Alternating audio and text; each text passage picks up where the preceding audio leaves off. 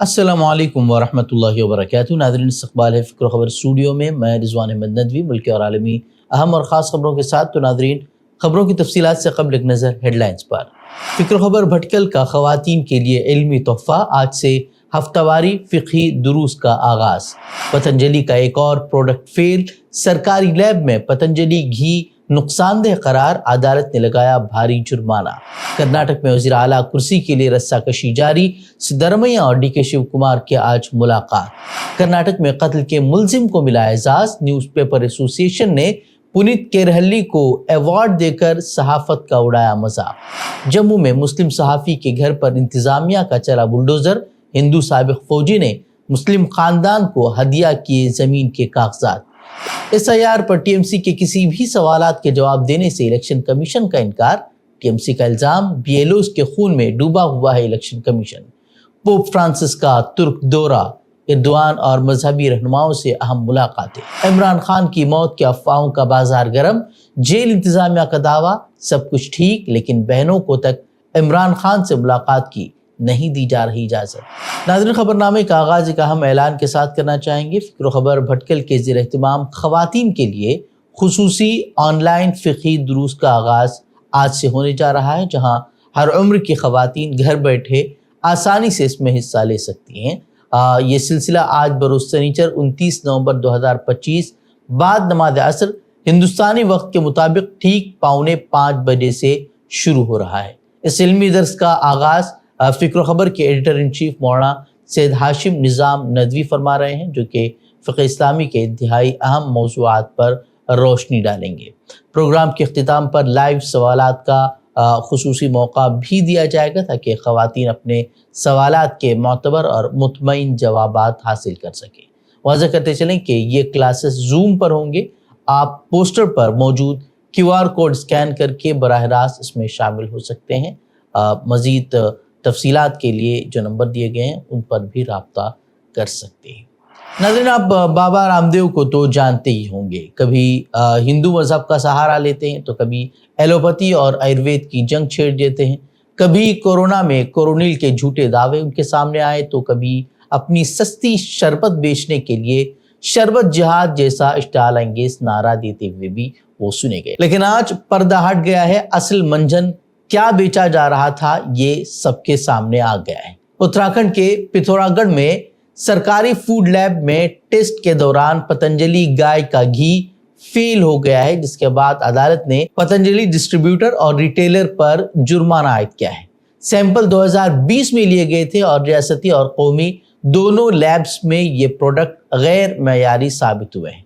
Lab report के मुताबिक RM value खतरनाक हद तक कम थी, जो कि सेहत के लिए नुकसानदेह हो सकती है। और हैरत की बात यह है कि इस हकीकत के सामने आने में पूरे 5 साल लगे।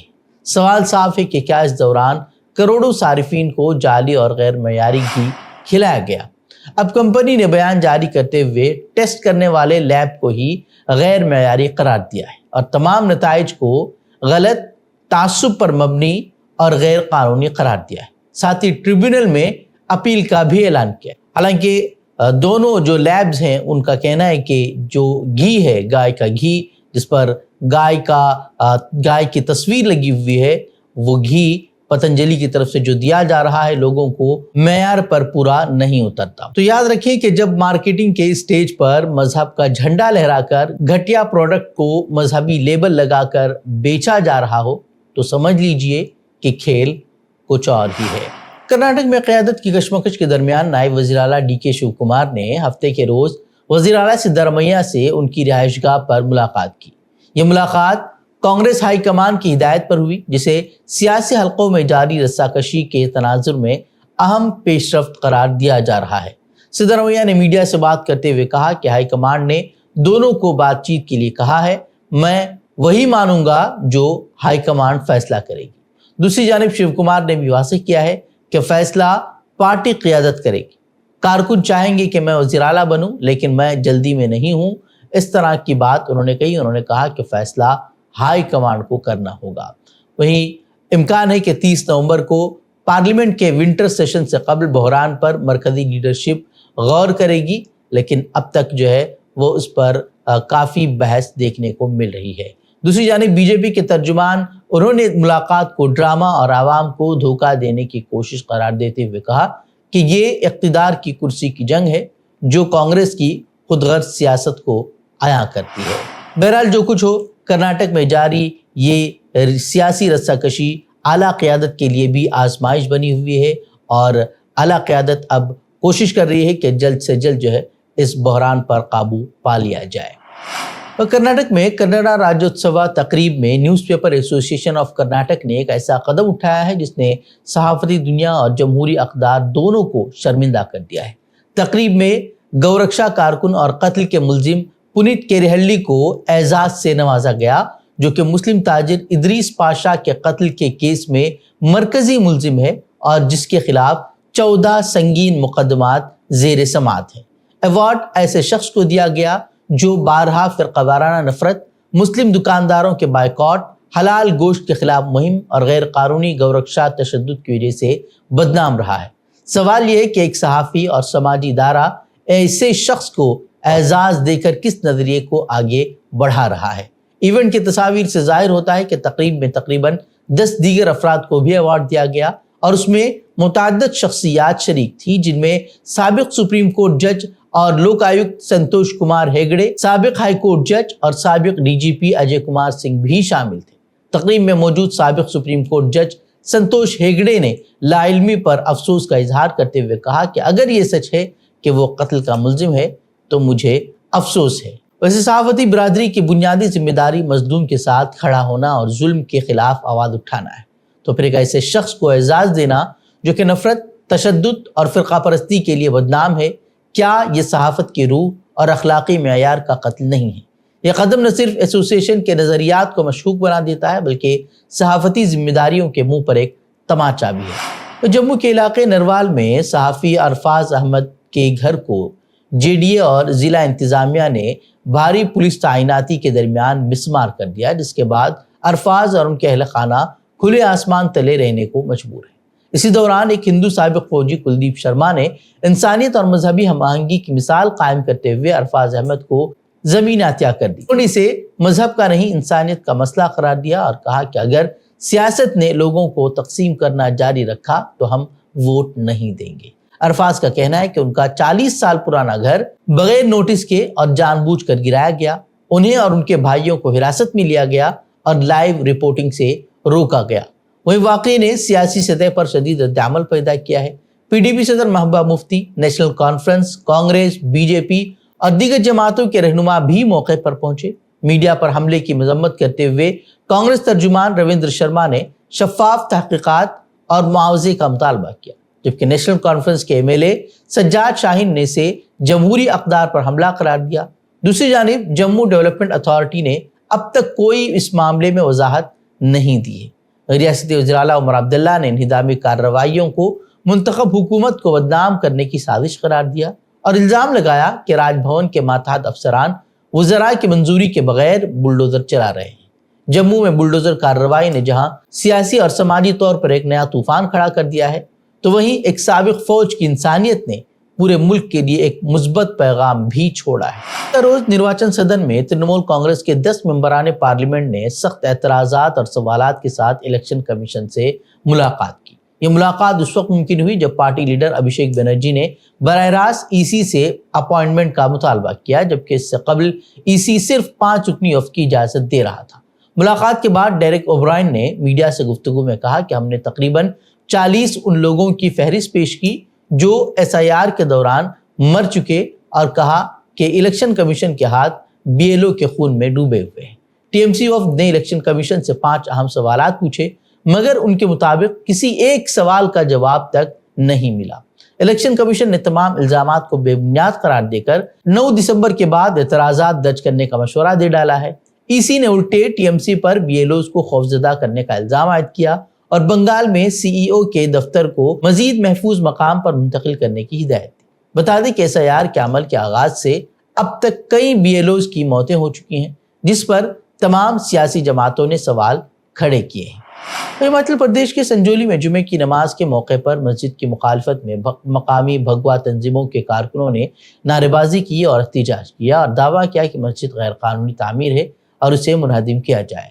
احتجاج کے دوران سڑک پر دھرنا بھی دیا گیا، تاہم معاملہ اس وقت بگڑنے سے بچ گیا جب امام مسجد اور مقامی ذمہ داران نے صبر و تحمل کی اپیل کرتے ہوئے مسلمانوں کو کسی بھی رد عمل سے روک دیا۔ مقامی مسلمانوں کا کہنا ہے کہ مسجد تقسیم ہند کے وقت سے اسی مقام پر موجود ہے، جبکہ معاملہ گزشتہ کئی ماہ سے قانونی اور انتظامی تنازع کا شکار ہے۔ عدالت اور میونسپل کارپوریشن نے بغیر اجازت تعمیر کیے گئے حصوں کو منہدم کرنے کے احکامات جاری کر دیے تھے۔ اکتوبر 2025 میں معاملہ ہائی کورٹ پہنچا تھا اور مئی 2025 میں مزید 2 منزلیں گرانے کا حکم جاری کیا گیا تھا۔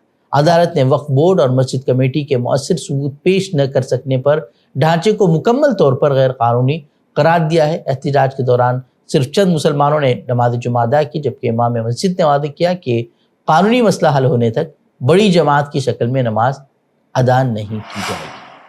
دہلی پولیس نے جمعے کو آلودگی کے خلاف احتجاج کے سلسلے میں گرفتار طلباء میں سے 8 طلباء کو دوبارہ گرفتار کر لیا ہے، اس کے کچھ ہی گھنٹوں کے بعد جب عدالت نے انہیں ضمانت پر رہا کر دیا تھا۔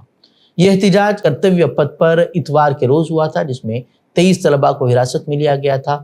2 FIR درج کی گئی تھی، پہلی کرتویہ پتھ پولیس اسٹیشن میں 6 افراد پر تو دوسری پارلیمنٹ اسٹریٹ پولیس اسٹیشن میں 17 افراد پر FIR درج کی گئی تھی۔ ابتدا میں طلباء پر سرکاری کام میں رکاوٹ، حملہ اور اس طرح کی دفعات ان پر لگائی گئی تھی، لیکن بعد میں ان پر قومی یکجہتی کو نقصان پہنچانے والے بیانات کی دفعات بھی ان پر شامل کر دی گئی تھی۔ جمعے کو ڈسٹرکٹ کورٹ کے جج نے کہا کہ تحقیقات کے لیے ملزموں کا جیل میں رہنا ضروری نہیں ہے اور 9 طلباء کو ضمانت دے دی، لیکن جیسے ہی وہ باہر نکلے پولیس نے دوبارہ انہیں گرفتار کر لیا اور انہیں 7 دن کی جوڈیشل کسٹڈی میں بھیج دیا ہے۔ پولیس کا الزام ہے کہ طلباء نے پولیس اہلکاروں پر پیپر اسپرے استعمال کیا، ماؤ نواز نعرے لگائے اور بینر سکھائے۔ کیتھولک چرچ کے سربراہ پوپلیو اپنے پہلے بین الاقوامی دورے پر گزشتہ روز ترکی پہنچ گئے ہیں۔ یہ 6 روزہ تاریخی دورہ مشرق وسطیٰ میں امن، مذہبی ہم آہنگی اور مسیحی مسلم مکالمے کو مضبوط بنانے کے لیے انتہائی اہمیت کا حامل ہے۔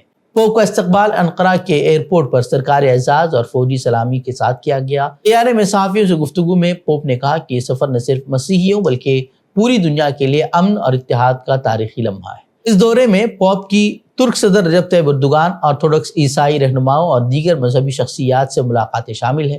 ترکی میں 3 روزہ قیام کے بعد پوپ لبنان روانہ ہوں گے، جہاں حالیہ حالات کے پیش نظر امن مذاکرات اور بین المذاہب مکالمہ خاص اہمیت رکھتا ہے۔ اس دوران فلسطینی صدر محمود عباس کی پوپ سے ملاقات بھی طے ہے۔ راولپنڈی کے اڈیالہ جیل سے سابق وزیراعظم عمران خان کی موت کی افواہیں پھیلنے کے بعد پاکستان کی سیاست میں بھونچال آ گیا ہے اور سوال پوچھا جا رہا ہے کہ کیا واقعی عمران خان زندہ ہیں یا پھر سچ چھپایا جا رہا ہے۔ خبر سامنے آتے ہی عمران خان کی بہن علیمہ خان اور خیبر پختونخوا کے وزیر اعلیٰ سہیل آفریدی فوری طور پر اڈیالہ جیل پہنچے، مگر انہیں کسی بھی قیمت پر ملاقات کی اجازت نہیں دی گئی۔ بہنوں نے پارٹی کارکنان کے ساتھ دھرنا دیا، لیکن وہ دھرنا بھی ختم کر دیا گیا۔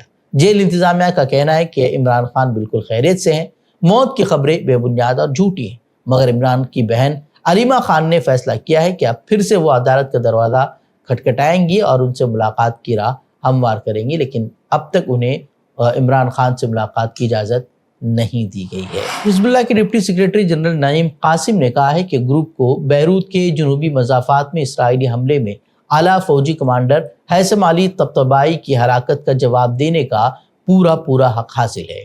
ٹیلی ویژن خطاب میں انہوں نے اس قتل کو صریح جارحیت اور گھناؤنا جرم قرار دیا۔